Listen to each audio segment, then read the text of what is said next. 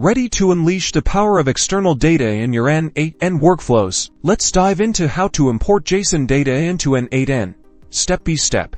To fuel your automations, first, open N8n and create a new workflow. To fetch JSON data from an external source, add an HTTP request node to your workflow. Configure the node with the URL of the JSON endpoint you want to access. Make sure the method is set to GT if the data is publicly accessible, and paste in the URL of your JSON data source. Sometimes, the JSON structure requires a bit of tweaking at a function node after the HTTP request node. This allows you to transform and reformat the JSON data to fit your workflow's needs. Within the function node, use JavaScript to manipulate the JSON. For example, you might want to extract specific data points or restructure the entire dataset. Remember to return the modified JSON object. You can also use a set node to extract individual pieces of data from your JSON. Connect the HTTP request or the function node to the set node. Then, define the KeyValue pairs you want to pull out. The set node will create new variables with the selected data. Finally,